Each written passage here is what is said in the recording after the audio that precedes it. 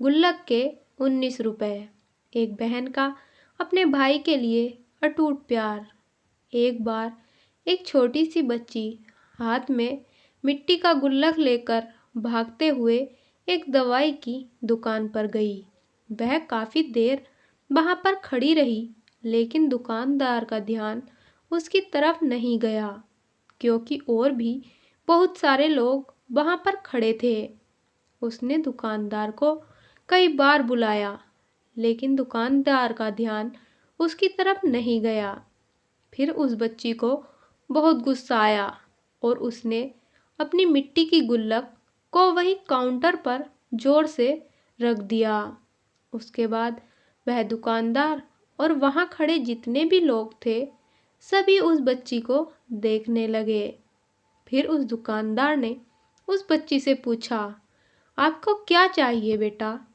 तो बच्ची बड़े भोलेपन से बोली, मुझे एक चमत्कार चाहिए।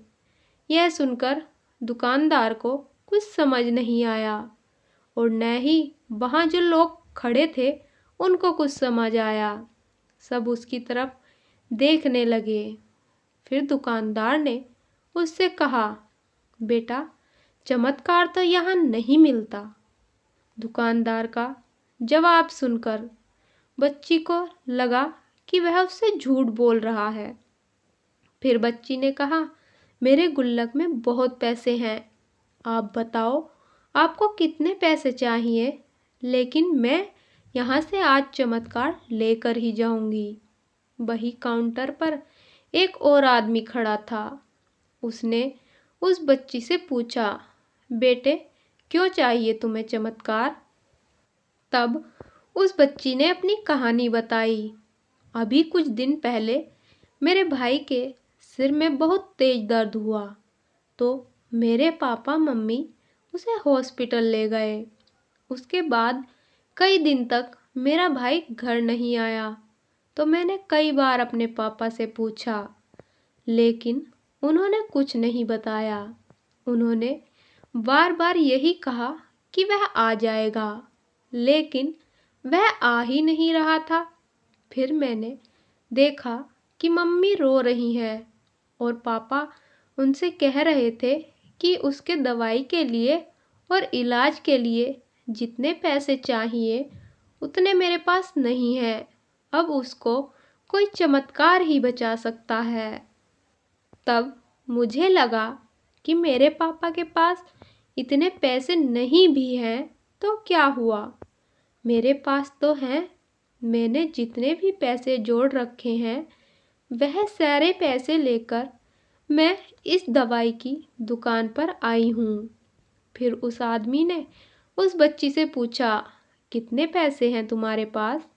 यह सुनकर बच्ची ने अपनी गुल्लक उठाई और वहीं पर तोड़ दी और पैसे गिनने लग गई। बाकी सब लोग खड़े होकर उसे देख रहे थे। थोड़ी देर बाद सारे पैसे उसने अपने हाथ में इकट्ठे किए और बोली, मेरे पास पूरे 19 रुपए हैं।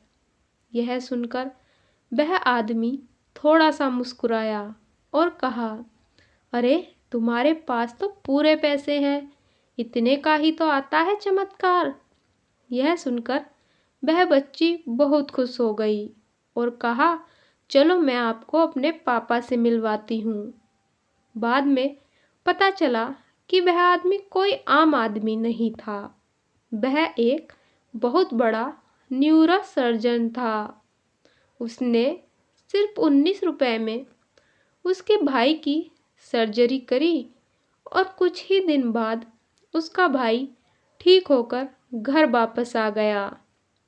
फिर कुछ दिन बाद वह बच्ची, उसका भाई, उसके पापा और उसकी मम्मी चारों एक साथ बैठे हुए थे और बात कर रहे थे। तो उसकी मम्मी ने उसके पापा से पूछा, अब तो बता दीजिए कि आपने ये चमत्कार करा कैसे? तो उन्होंने अपनी बेटी की तरफ देखा और बोले, यह चमत्कार मैंने नहीं, हमारी बेटी ने किया है। तो यहाँ पर एक बहुत बड़ी बात है।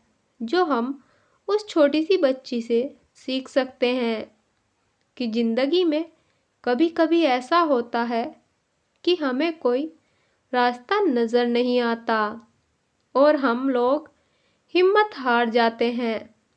तब हमारे अंदर एक बच्चा होता है जो कोशिश करने से कभी पीछे नहीं हटता। वह हार मानने को तैयार नहीं होता क्योंकि उसको ना शब्द समझ नहीं आता। वह बच्चा जिसके लिए कुछ भी नामुमकिन नहीं है क्योंकि वह हर हाल में कोशिश करता रहता है।